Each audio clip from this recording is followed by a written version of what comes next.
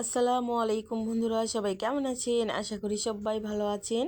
তো আল্লাহর রহমতে আমিও ভালো আছি। তো আপনাদের মাঝে আবার একটা ভিডিও নিয়ে আসলাম। তো গরুর মাংস দিয়ে বিরিয়ানি রান্না করলাম, সঙ্গে ডিমও আছে। তো বিরিয়ানির প্রথম প্রসেস হচ্ছে, আমি বিরিয়ানির মশলা ছাড়া কিন্তু আমি বিরিয়ানিটা রান্না করি সব সময়ের জন্য। কারণ আমি কাঁচা মশলাটাই ব্যবহার করি, আমি প্যাকেটের মশলা ব্যবহার করি না। তো এই যে এখানে আমি পেঁয়াজ দিয়ে নিয়েছি, নিচে আছে বাদাম বাটা, আদা বাটা, রসুন বাটা, জিরিয়া বাটা, ধনিয়া বাটা। আমি সব কিছু দিয়ে নিয়েছি। এখানে কয় টুকরো লং দিচ্ছি। আর এই যে এখানে দারচিনি, এলাচ সব কিছু দিয়ে নিচ্ছি, কারণ এগুলো দিতেই হবে, এগুলো ছাড়া হবে না। যেহেতু কাঁচা মশলা ব্যবহার করছি, এগুলো দিতেই হবে। আর প্যাকেটে কিন্তু এগুলো মশলাই থাকে, কিন্তু প্যাকেটের চেয়ে বাড়ির মশলা রান্না করলে কিন্তু অনেক মজার হয়। তো আমি একবার প্যাকেট দিয়ে রান্না করে খেয়ে দেখেছি কেমন টেস্ট আর কাঁচা মশলার টেস্ট। আমার কাছে দুইটা টেস্টের মধ্যে আমার কাঁচা মশলার টেস্টটাই আমার অনেক ভালো লেগেছে, এই জন্য আমি কাঁচা মশলা দিয়ে আমি রান্না করি। তো এই যে এখানে আমি আধা কেজি রকম চাল নিয়েছিলাম, তো ধুয়ে রেখেছি। আর এদিকে চাল ধুইতে ধুইতে আবার চলে আসলাম রান্নার দিকে। বলকটা কিন্তু উঠে গেছে। তো সুন্দর করে নাড়াচাড়া দিতে হবে, নাড়াচাড়া নিচে লেগে যেতে পারে। তো সবাই আমার মতো করে রান্না করে খেয়ে দেখবেন, অবশ্যই অনেক মজার হবে। কারণ আমি এভাবে রান্না করে খাই, আমি জানি। তো যারা যারা খাননি, প্লিজ প্লিজ আমার কথা শুনে একবার হলেও ট্রাই করে দেখবেন। আসলে কেমন লাগে খেয়ে দেখবেন, অবশ্যই ভালো লাগবে আশা করি।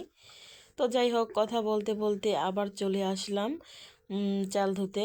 তো ওই যে চালটা আমার ধুয়ে রেখেছি আমি ডালাই করে। আর এদিকে নিয়েছি কয়টা আলুও দিব আমি সঙ্গে। তো এই যে আমি আলুগুলো সুন্দর করে ঢেলে দিব, কারণ সিদ্ধ হতে হবে আলু। আমার এদিকে 2 কষা হয়েছে, তার মধ্যে আমি আলু দিয়ে দিলাম। যেহেতু নতুন আলু অল্পতেই সেদ্ধ হয়ে যাবে, এই জন্য একটু পরেই দিয়েছি, নাছাড়া সব কিছু গলিয়ে যাবে। তো যাই হোক, কথা বলতে বলতে এই যে আমার সব কিছু হয়ে যাচ্ছে। আমি এখানে ডিমও অ্যাড করব।